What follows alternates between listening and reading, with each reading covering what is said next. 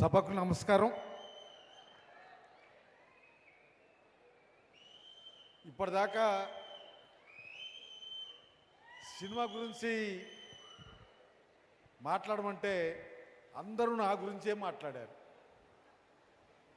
కవితక్క నా గురించే మాట్లాడింది, సాంబశివరావు గారు, మంత్రి గారు.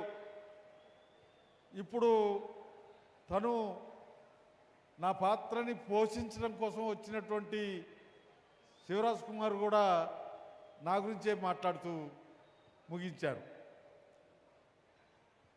నేను నా గురించి చెప్పుకోవటం కాకుండా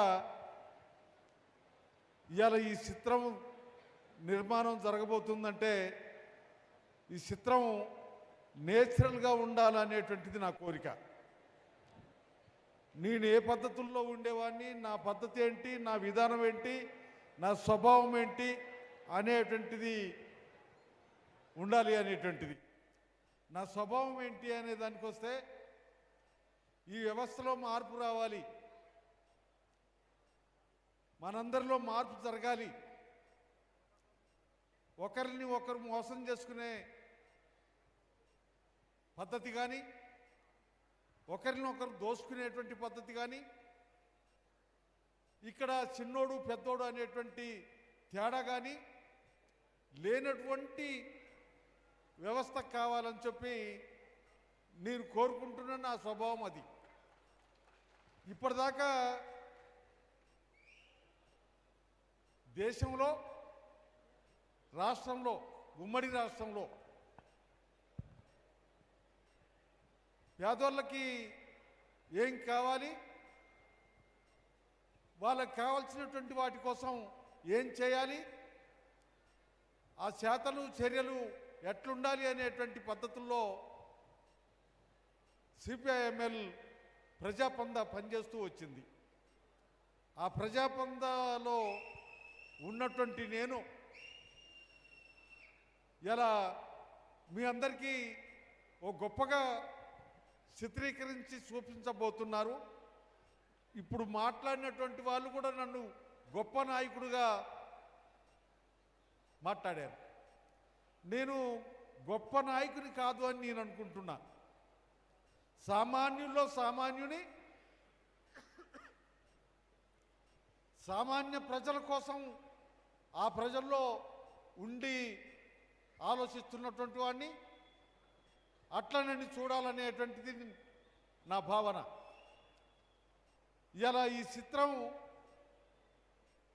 నిర్మాణం జరిగిన తర్వాత ఈ సభకు వచ్చినటువంటి మీరే కాకుండా మన రాష్ట్రంలో, మన దేశంలో ఉన్నటువంటి ప్రజలందరూ చూసి ఆ మార్పుకి స్పందిస్తారని చెప్పి, ఆ మార్పుని అమలు చేస్తారని ఆశిస్తారని నేను కోరుకుంటున్నా, భావిస్తున్నా. ఇలా మనం అందరం ఎక్కడున్నాం, ఏం చేస్తున్నాం, జరుగుతున్నటువంటి పరిణామాలు ఏంటి అనే విషయానికి వస్తే మనల్ని పాలించేటువంటి పాలకులు, ప్రభుత్వాలు మనకు సాలినంత సౌకర్యాలు కల్పిస్తలేరు. మనకున్నటువంటి సమస్యలన్నింటినీ పరిష్కరించే స్థితిలో లేరు. అందుకనే ఆ సమస్యల పరిష్కార దిశగా ప్రయాణం చేయాల్సినటువంటి అవసరం ఉంది. మనం కళ్ళు తెరవడం కాకుండా మన పాలకుల్ని కళ్ళు తెరిపించాలి అనేటువంటి భావన నేను భావిస్తున్నాను. కళ్ళు తెరుచుకొని ఉన్నారా, మూసుకొని ఉన్నారా అనేటువంటి దానికి వస్తే ఎప్పటికప్పుడు గొప్పలు చెప్తున్నారు, హామీలు ఇస్తున్నారు. కానీ ఆ గొప్పలకి సంబంధం లేనటువంటి పద్ధతుల్లో, హామీల్ని అమలు చేసే పద్ధతుల్లో లేరు అనేటువంటిది మనకందరికీ కనపడుతుంది. అందుకని ఈ సినిమా, ఈ పిక్చరు, ఈ చిత్రం దాన్ని చూపేబోతుంది అని నేను భావిస్తున్నా.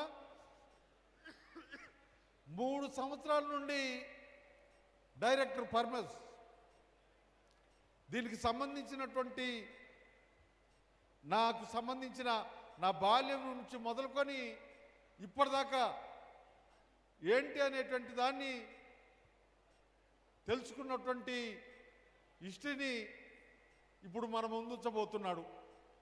ఏదైతే మొత్తానికి ఈ చిత్రం నిర్మాణం జరగాలన్నా దానికి కావాల్సినటువంటి గ్రౌండు, దానికి కావాల్సినటువంటి యంత్రాంగం ఎన్ని అవసరం.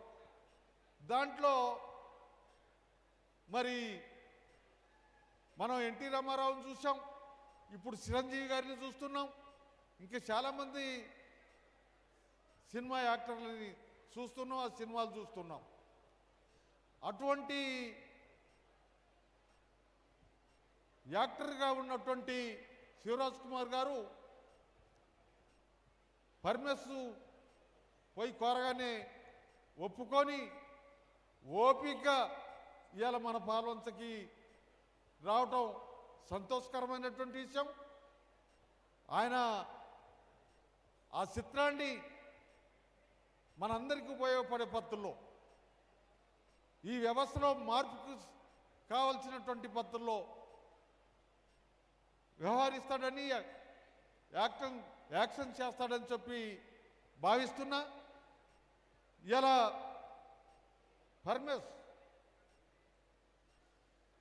పర్మిస్ చాలా రిస్క్ తీసుకున్నాడు. ఆయన తీసుకున్నటువంటి రిస్క్ని ఇక్కడ మన పాల్వంచలో ఉన్నటువంటి సురేష్ రెడ్డి గారిని కూడా దింపాడు. మొత్తానికి సురేష్ రెడ్డి గారు, పరమేశు, శివరాజ్ కుమార్ గారు వీళ్ళు మన ముందున్నారు. ఇప్పుడు మన ముందుకి రాబోతున్నారు. మన ముందుకి వచ్చేటువంటి చిత్రం ప్రజలకి ఉపయోగపడే పద్ధతుల్లో, ప్రజలు ఆలోచించే పద్ధతుల్లో, ప్రజల్లో మార్పు వచ్చే పద్ధతుల్లో ఉండాలని చెప్పి కోరుకుంటూ సెలవు తీసుకుంటున్నా. Thank you Narsanna. సురేష్ గారు ఈ సందర్భంగా ఏమైనా మాట్లాడాలని మైక్ తీసుకున్నారా? పోటు రంగారావు గారు చివరిగా 2 మాటలు మా కోసం.